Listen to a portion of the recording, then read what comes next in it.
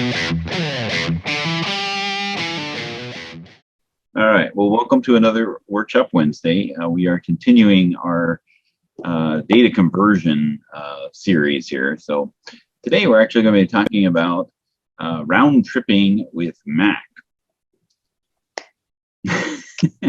Now, yeah, like, well, I mean, why would you do this trip thing?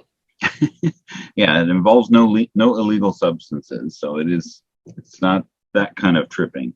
But a lot of people don't even realize that there is a QuickBooks version for Mac, right? So yeah, you know why there still is, right? I was about to do a little bit of history of the Mac version. I'll be quiet. Because when I started at Intuit, version 4 for Mac was out, 4.0.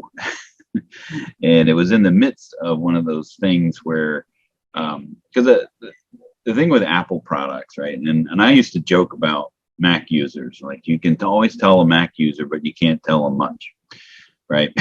Because they're very loyal. Now we can't stand PCs. So.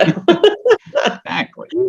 Because they're very loyal to their products, right? Like you can't tell a Mac user that a Windows PC is superior in any way, right? And that's that's part of the divisiveness of this country. Is people choose sides and then don't bother seeing the other side, right? There's no middle anymore. But let's not get into that discussion of left, right, Android or Apple or anything like that. The fact is that there is a Mac version of QuickBooks, and that is for people who own a Macintosh who want to install a version of QuickBooks in their Macintosh environment. And because Apple is Apple, there has been some development from the Intuit side of things when it comes to Mac, right? So there was a point in time where they needed to pay software companies in order to develop software for their computers, right? So when QuickBooks came out, and QuickBooks for PC or Windows was very popular, Apple approached Intuit and said, hey, can you please develop a product for Apple-based computers? And so they did, and they said, well, here's your subsidy for that. Then Apple computers started to get more popular, and Apple, being Apple, said, there goes your subsidy. A mirror camera problem. Right. So version 4.0 for Mac was the latest version for, unfortunately, like 6 years. And so if you ever look at QuickBooks for Mac, you'll see that it looks, there are some things that are based off of older technology, like the reconciliation screen, for example. It's still based off of QuickBooks 2001.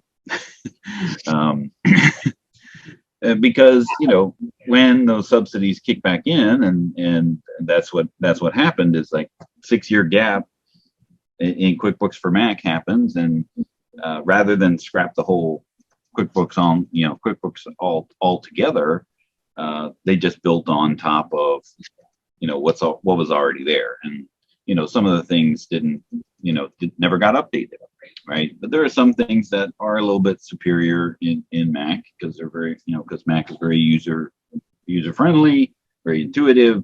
There was actually we had one client who went from QuickBooks for Mac to QuickBooks Enterprise, and there was a little sidebar that they loved in Mac, and that they were just, and it just didn't exist in Enterprise, of all things.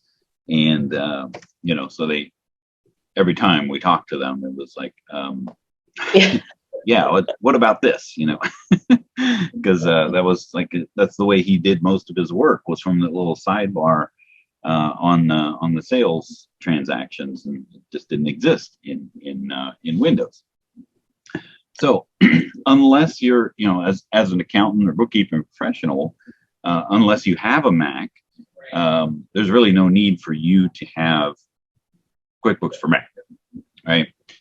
because your version of QuickBooks Accountant is a PC-based software, right? Right. And in order to view your client's data in QuickBooks for Mac, you would either need to have a Mac and and just back up and restore the file, do whatever you need to do. So that was very cumbersome. We didn't want to have Intuit didn't want to have accountants going out and buying Macintoshes just for the the luxury of being able to install a Mac version of QuickBooks. So they came up with this process called round tripping the data, right? And that's okay. I've got my client with QuickBooks for Mac, and I have QuickBooks for Windows. I can make or export the data from Mac to Windows, open it in QuickBooks for Windows, do my changes, do my work, and send that back to my client in their Mac version. Right. So but if the client sounds great in theory. If the client does work in between, it's probably lost, right? Right. So when we talked about the accountant copy process, a couple times ago, we illustrated that there are some caveats to that, right? Like there are things that you can do in the accountant edition or accountant's copy that your client can't do. But that's the only process where you could actually be in two separate places and work independently but concurrently, right? So your changes in the accountant copy will be able to be exported into QuickBooks, into your client's QuickBooks. That's not the case with round tripping the data. This is truly a backup and restore process, right? So even though they're sending it to Windows, you want to be clear with your client, any changes that they're going to make into their company file are going to need to be re-entered back into their company when you send that back. So what a lot of people will do, instead of round tripping, send it to me, I'll make changes, send it back to you, is I'll send it one way. Right? It's just one-way trip. Like Southwest Airlines, or buy the one-way as opposed to the round trip fare. So there's the other caveat to all of this is, unlike the accountant edition or accountant copy, it has to be the exact same version, right? So if your client has 20, you 18, have to be you got to have 18, right? Eggs. In order to make your changes and send it back. So and the client also can't make any updates. So like if they update their QuickBooks, it won't come back unless it's in the exact same condition as which it left. So if they install the maintenance update in their QuickBooks. So those are some of the precautions, to take place in this process. So we're going to try to demonstrate a whole round trip, because I'm using a Windows-based PC here, laptop, and and Carrie has her Mac. So we're going to go ahead and try to demonstrate this whole process. So when you're in the Windows version, you'll see this option here under the File and Utilities. We talked a little bit about when we did the workshop on utilities, is that you'll have this option that says Copy Company File for QuickBooks for Mac. This is what you want to use when you're sending your Windows-based file back to your Mac client, right? It puts it in a condition that the client will be able just to open. QuickBooks for Mac, it looks more like a native Mac product. People who use Macs are very familiar with that. It has floating windows, and it doesn't look and behave much like a Windows product. It behaves like a Mac product, and that's that's the main reason that people like QuickBooks for Mac who have Macs, is that it looks like a Mac product. So do you, you're in the sample company, so you would just go to File. File. And your option in the Mac is Export. Looky here, there's a save file for accountant. What's that, Dan?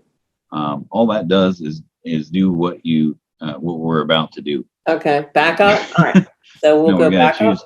Export. Oh, right. So export to QuickBooks for Windows. Okay. So when you choose that option, then what it does is it actually makes a QBB file. Do we care about verifying? Well, it's a sample company. Normally you would, because you would want to make sure that your data is a clean data, because that's gonna, if anything's wrong with the file, it's gonna bubble up to the surface when somebody tries to restore it, especially from going from Mac to Windows. But you see this says sample product.qbb, and that's a Windows QuickBooks backup file. So that's what it's doing, is creating this file that is in QuickBooks for Windows format, right? Then it asks for that little window down in the lower right to apply a password to protect your company file. I'm going to tell you to don't leave it blank. Okay, but normally they would put a password in there. Now keep in mind that is different than the admin password in order to get into the admin, right? That is just the file password to get into, to be able to extract the data. All right. Show it in the Finder. Perfect. Oh, thank goodness I did that. Perfect. And for those of you who don't use Macs, Finder is like Windows Explorer, right? So that's how you browse the computer. So I sent you a link there for the Lisio, so right, we can send this back and forth. Right, and when they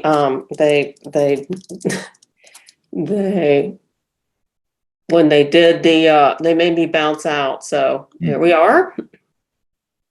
All right, so now in Lisio I can upload that file. Yep. So you can just drag it from. Oh, even better. Yeah. Okay, cancel. So I can just do this, drag and drop from your Finder. Even easier. So whatever way that you're getting this file, or where they're sending this file to you, it's a backup file. So it's does it have the size there on the on your screen? 33 KBs, 33,000 KBs. Yeah, so it's 33 megabytes. So probably too large for email.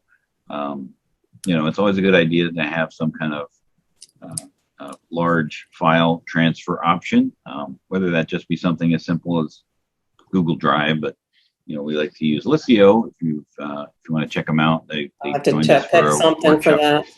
Sorry, Wednesday. All right, so that sent me the files, and then all I would do in QuickBooks once this is finished downloading is restore it. Just like a regular QuickBooks for Windows file. So that's what I'm going to do. Is stalling for time. So here, open a restore company, choose restore a backup copy, local backup, and then I've got to find it. Oops. It's always the funnest part. Way bigger. Here's somebody. E drive. There it is. Is that D drive for Dan? That's right. For don't put anything else on the C drive. C. Oh, data. Just got the www sample product company, and then we go through the process of restoring it. Because we didn't put a password or anything on it, that makes this a little easier to go. But one thing to point out or note about this process when you're coming from Mac to Windows, because there was such a gap, not only was there a 6-year gap between version 4.0 and I think 9.0, there was a point, I think in 2013, or 2016 when they stopped developing Mac again, because we figured that QuickBooks Online would take the place of anything that QuickBooks for Mac would be able to do. I mean, that's the way to catch kind of everybody up on Mac. But again, people still wanted that desktop product on the Macintosh. So there was that outcry, for a Mac-based product. So feedback works. Yeah, between like 2016 and 2019, there wasn't a Mac product developed. So again, there was this big, there's 2 points where there's this big gap between, Mac versions. But again, people just still like that. As you like to say, Carrie, desktop's not dead.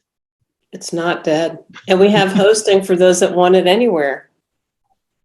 Now that doesn't work for Mac. You can just put it on your Mac, but yeah, it's a whole nother, right, whole other world. But when you have, in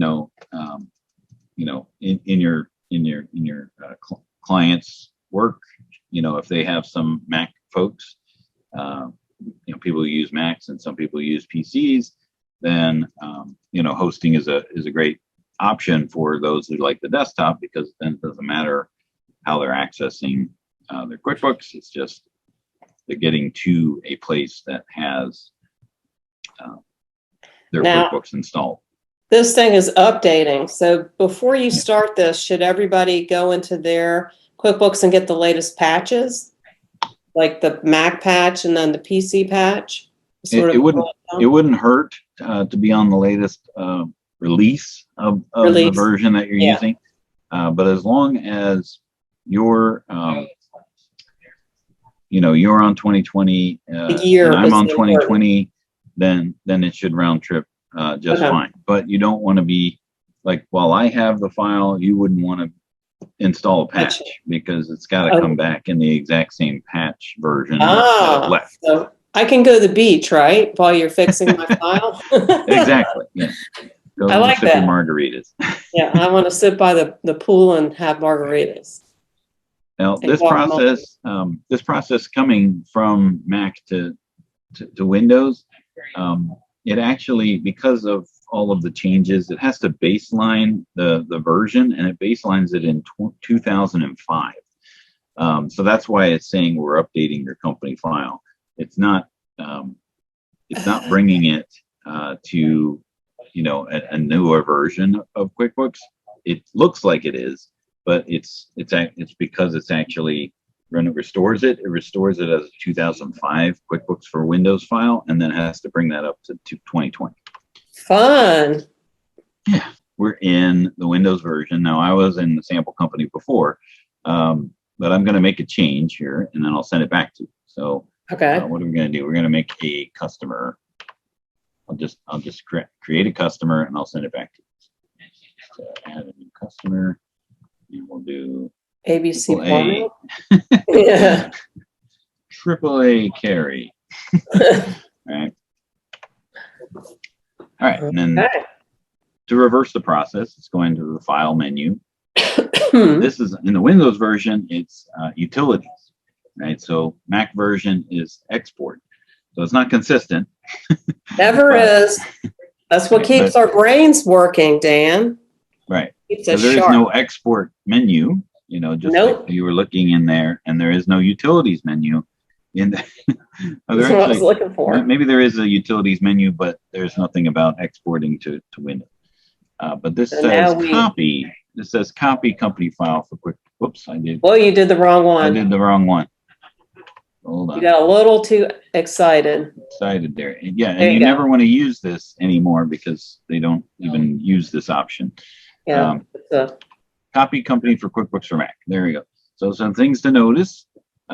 Inventory, it's different. Custom forms. If you had custom forms, you'll have to recreate them in Mac. So it just gives you a little heads up if you did, if you created some customizations, just to send them back. Just keep that in mind. Right? So do you want to continue? All right. It's going to close all the windows. And then it asks me, where do I want to save it? And I'm going to put it back on my D drive. You'll call it something different, so I And you don't. see the file Oh, actually yeah, we says want to keep it the same. www.samplecompany.mac.qbb. Aha. So it's giving that extra Okay. appendage so that we know which file's which. Okay, so we successfully exported your company file. It's located, so on and so forth. So, and file uploaded successfully. Okay, I see it now on my machine. So now you Bam. should too. Okay, so we will then download it. Yep. I assume I'm doing that right. And it landed Yep. somewhere. I have no idea where. Showing the Finder. The Finder. In the downloads. All right. And So the downloads folder. So now we'll do the restore. So now you would just treat this like any other. That's crazy. Okay, so let's try again. So we'll go into File. Well, what did you do? Click on it? Double click on it? Or? I think so. So okay, so it may have actually just restored it for you. This is one of those things that is a little bit nicer in. Oh, I can't. So you mean I could just double click this? Yeah, well, I think you have to close out of the file that you're in. Go to out of this like that, and well, QuickBooks is still running. My QuickBooks is somewhere in the background. Yeah. So double click on the download. Well, you got to get out of the company file that you're in. So just go ahead and close QuickBooks. So quit it. Oh. Quit QuickBooks. Okay, good. So weird being in a. See, it's backing up the company file. So that's what it just does automatically? Yeah, it just does that automatically inside of it. Oh, how nice. All right, so then we reopen QuickBooks. Yeah, just try double clicking on it from here, the QBB file. Okay. From your Finder. Okay. Let's do down. Okay. I'm just allowing it. Mm. Okay. All right, now it's asking you to restore the file. And there's no password? There's no password. It's asking for one. It's not letting you go. It needs the admin password. Which we didn't create. Okay, so let's go old school. The file. Oh, sorry. File. Oops. Open. There's not a restore, or do we? No. I can't see it. There's no restore option. New company? Just hit open. Open company and then browse to the QBB file. Okay.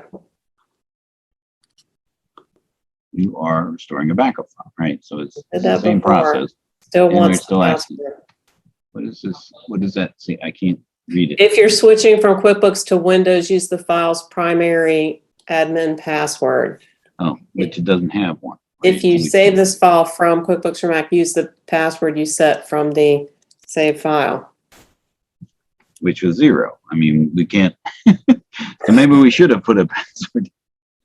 Apparently, we should have done one. Yeah. So this tripping stuff's fun, isn't it? Yeah.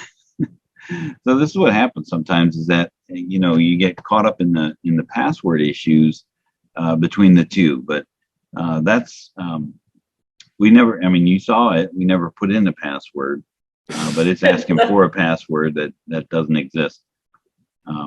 And Susan is saying, but QBB isn't Mac, right? But it does create it in such a way that it knows that it's a Mac file. So you saw that you can double click on it, or you can also use the open company and restore it that way.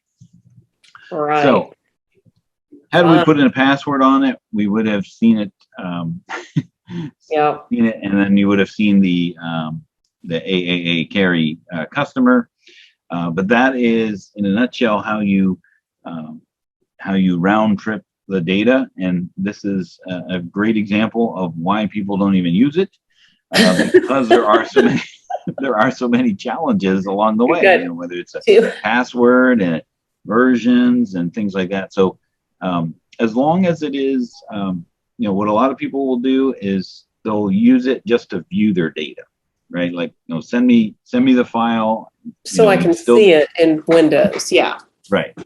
And then as long as it's a later, that version or later, it will bring it up to the latest version that you happen to be using. Just bear in mind that you can't send it back if it's not in the same version. The moral of the story is just get a Zoom session. Right. Team there are viewer other ways to right, work in the live file. Yeah, this accessing their computer is probably a better alternative than trying to get the file. But if you need to do some research, have them send you the file. You can bring it up to your version in Windows, and then if you make a game plan, then you can find a time to visit or remote access their machine through Zoom or something along those lines to guide them through that process. But that was a fumbling version of round tripping the data in QuickBooks for Mac versus Windows. That's right. What a fun time. You can stop sharing. Carrie. Oh, okay. Yeah, let's, because I don't even know what's stuck on my screen. Good thing you weren't sending messages or anything. No, that could have happened. I did check the chat. All right. Well, we'll see you next week on another Workshop Wednesday where hopefully we'll have our act together as far as what it is that we'll do a dry run. We'll continue on with the different ways to do data conversions.